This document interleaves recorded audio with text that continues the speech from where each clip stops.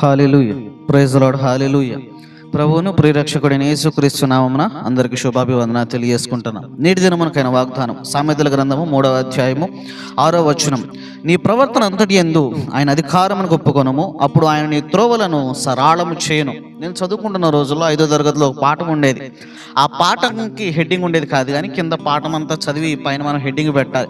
అయితే ఆ పాఠం అంతా చదివినప్పుడు మా మాస్టర్లు చెప్పిన పేరేంటయ్యా అంటే తెలుగు తక్కువ సీతయ్య. ఆ పాఠంలో కొన్ని విషయాలు కూడా ఉంటాయి. ఆ విషయాలన్నీ కూడా మనం చదివి వాటికి కూడా హెడ్డింగ్ పెట్టాలి. అయితే ఒక విషయం ఇట్లా ఉంటుంది. ఏంటిదయ్యా అంటే, ఒక అతను గడ్డి మోపు నెత్తి మీద పెట్టుకుని అతను నడుస్తూ ఉంటాడు. అతను నడుస్తూ ఉంటుంటే అతను పక్కన ఒక ఎడ్ల బండి వస్తూ ఉంటుంది. ఎడ్ల బండి అతను అడుగుతాడు, అయ్యా ఎంత దూరం వెళ్ళాలంటే ఎంత దూరం వెళ్ళాలంటే, అయ్యో పాపం ఇబ్బంది ఎందుకు, నా బండి ఎక్కువ అక్కడ దాకా తీసుకెళ్ళి నేను దించుతాను అంటే లేదంటాడు. అయితే ఈయన ఎక్కినప్పుడు ఈయన అంటే ఏంటంటే నెత్తి మీద ఉంటున్న గడ్డిమప్పు దించాడు. ఎంతసేపటికి దించబోతుంటే అప్పుడు ఆయన అడుగుతాడు, అయ్యా ఎందుకు గడ్డిమప్పు నువ్వు దించడం అంటే, ఎట్లాగో నా బరువు మోతుంది కదండి, మళ్ళీ గడ్డిమప్పు బరువు ఎందుకు అని దించడు. అంటే మనకు జీవితంలో కూడా మనం అన్ని విషయాలందు మనం దేవునికి మనం అర్పించుకోవాలి, దేవునికి మనము అంటే అప్పగించుకోవాలి.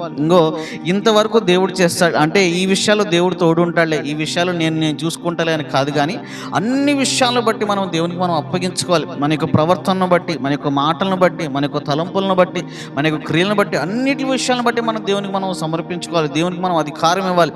మనం దేవుని యొక్క వాక్యానుసారంగా మనం జీవించాలి. అధికారం ఇవ్వటం ఏంటంటే మనము ఆయన వాక్యానుసారంగా మనం జీవించడం, మంచి అన్నదాన్ని చేయటం. క్రైస్తవుడు అనేవాడు ఎప్పుడు లాభాన్ని చూసుకోకూడదు, కానీ క్రైస్తవుడు అనేవాడు ఎప్పుడు ఏది మంచి ఏది చెడు అని చూసుకోవాలి.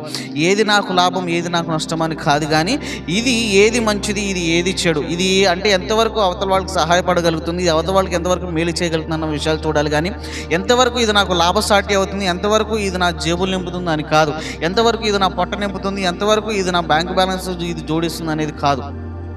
మనం కూడా గమనించవలసిన అంటే మన ప్రవర్తన ఏంటంటే దేవుని యొక్క మాటకు అధికారంగా మనం లోబడాలి.